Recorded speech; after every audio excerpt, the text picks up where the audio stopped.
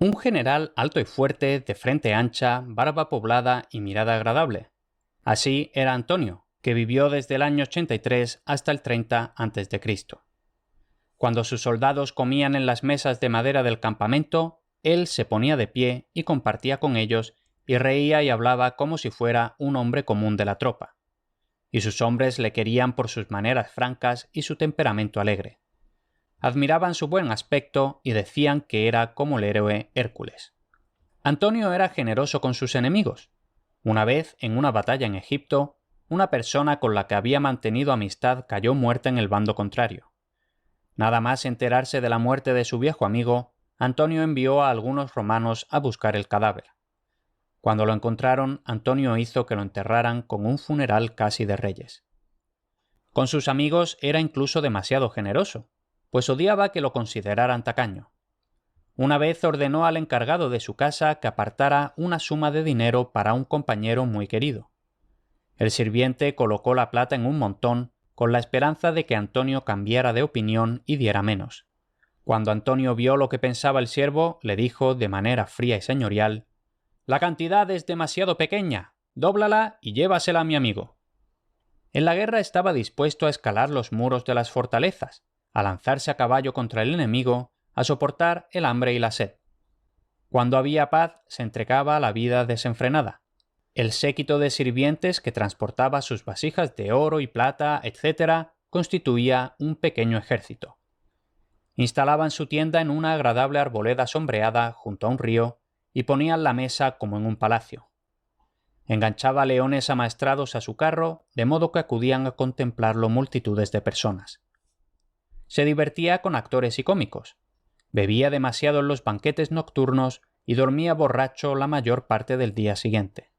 Antonio parecía tan fuerte como Hércules y su cuerpo era ciertamente muy varonil, pero no así su mente. No tenía fuerzas para prescindir de placeres derrochadores y egoístas. Tras la muerte de César, su sobrino Octavio, que más tarde fue el emperador Augusto, luchó por el dominio. Antonio fue derrotado y huyó. Sus soldados pasaron los Alpes camino de la Galia. Estaban tan hambrientos que se contentaban con masticar la corteza de los árboles. El general compartió con ellos la comida tosca, comiendo cortezas o raíces o carne dura y bebiendo agua impura sin quejarse. Los hombres acudieron a él en la Galia. Ahora se sentía tan poderoso como Octavio y Lépido. Lépido había sido uno de los capitanes más fuertes de César. Por fin, los tres rivales se reunieron en una isla del hermoso río Rin, hablaron y debatieron y planearon cómo repartirse los dominios romanos. La antigua República Romana llegaba a su fin. Los emperadores, en lugar de los cónsules, iban a ejercer el poder durante cientos de años. Pero Antonio no era lo suficientemente serio como para mantener el control sobre su parte.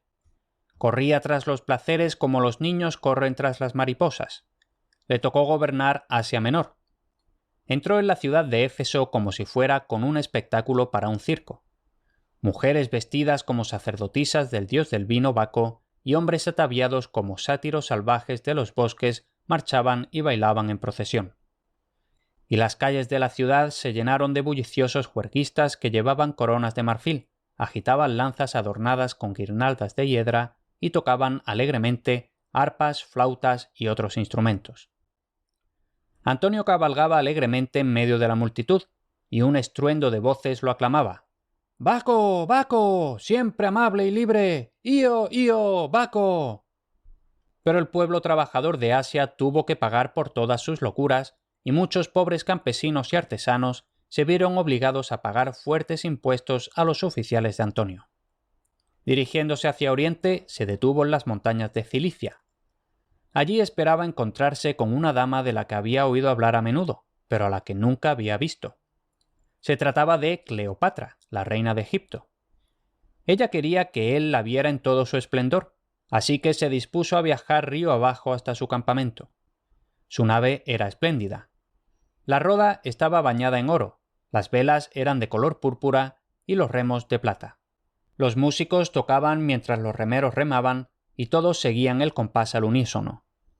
Bajo un toldo de tela de oro estaba sentada la dama de Egipto, hermosa como una diosa griega, mientras doncellas que parecían encantadoras ninfas del mar la atendían y lindos muchachos la abanicaban con largos abanicos. El humo blanco del incienso envolvía la nave y olía dulcemente. Multitudes de personas corrían a lo largo de las orillas del río contemplando la maravillosa escena. Y cuando Antonio la vio, se enamoró con un amor que le hizo olvidar a su propia esposa y con demasiada frecuencia lo apartó de su deber como soldado y como romano. Mientras estuvo por un tiempo en la ciudad de Alejandría, en la desembocadura del río Nilo, sus aventuras y diversiones fueron salvajes y extravagantes.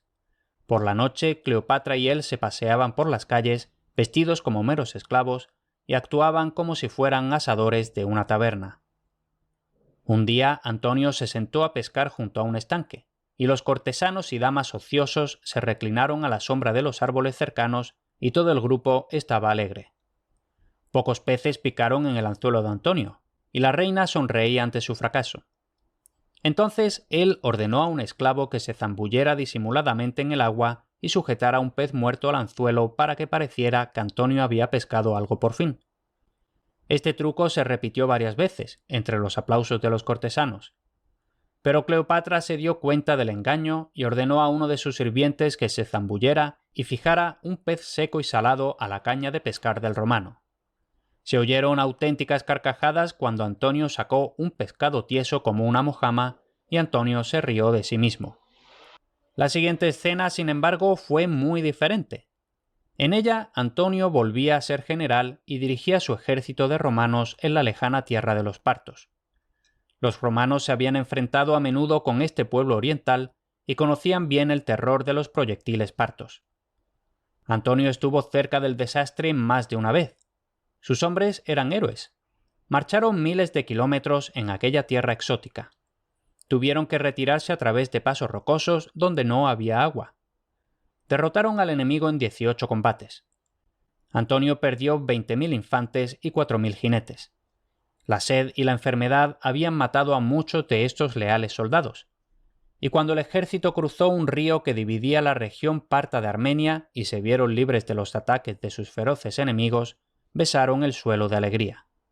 Pero siguieron otros problemas, ya que al cruzar las colinas hacia el mar Mediterráneo, Antonio perdió algunos miles de hombres en los profundos ventisqueros y a causa del intenso frío. La verdad es que no se había esforzado en llevar la guerra con cuidado y prudencia. Había hecho correr a sus hombres de un lugar a otro con demasiada rapidez, porque quería volver con la reina de Egipto, y así dejó su deber sin cumplir. Había repudiado a su esposa como a alguien a quien despreciaba. La mujer era hermana de Octavio, y Octavio trató este acto como una causa de guerra. En el puerto de Éfeso, Antonio colocó su ejército en 890 naves, 200 de ellas enviadas por la reina. Esta enorme flota navegó hasta la isla de Samos y allí esperó un tiempo. Todos los príncipes y gobernadores de la parte del imperio que correspondía a Antonio estaban recaudando fuertes impuestos, cuyo dinero era sacado de las casas de la gente en ciudades y aldeas. Sin embargo, en Samos la diversión continuaba a buen ritmo. Actores y músicos entretenían a la corte de Antonio y Cleopatra y se oían carcajadas en los banquetes.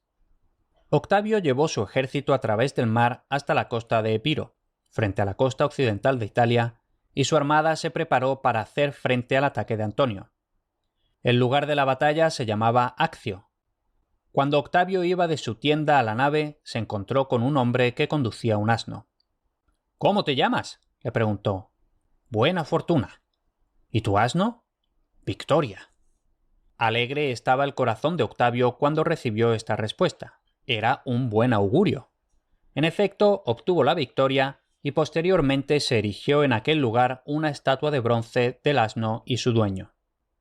Los barcos de Antonio eran grandes y tenían grandes torres de madera desde las que los hombres podían disparar. Alrededor de cada gran nave de Antonio se reunían varias naves de Octavio y se combatía furiosamente cuerpo a cuerpo. En medio del tumulto, 60 barcos abandonaron de repente la flota de Antonio. Eran los de Cleopatra. La reina huía del conflicto. Antonio volvió a olvidarse de su deber. Abordó una nave de 5 bancadas y ordenó a la tripulación que navegara tras la reina. Dejó a sus amigos luchando a su suerte para vivir o morir. La reina hizo una señal. Antonio se dirigió directamente a su navío real y subió a bordo.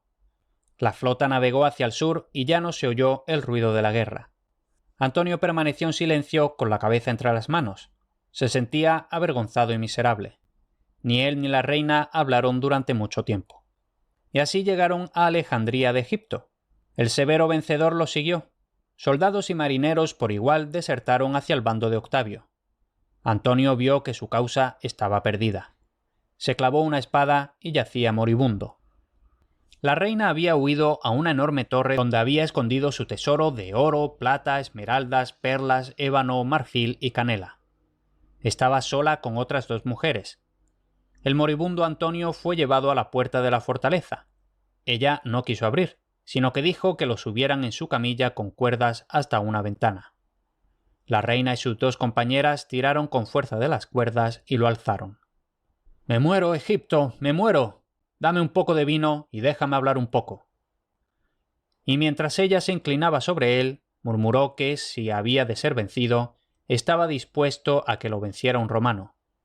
Según Shakespeare, dijo: «He vivido como el más grande príncipe del mundo, el más noble, y ahora no muero vilmente. No me quito cobardemente el yelmo para mi compatriota, un romano valientemente vencido por un romano. Ahora mi espíritu se va, no puedo más». Así murió. Había sido muy fuerte, al menos de cuerpo, pero no tenía una voluntad fuerte para seguir el camino que era mejor para él y para Roma. Hasta aquí este episodio.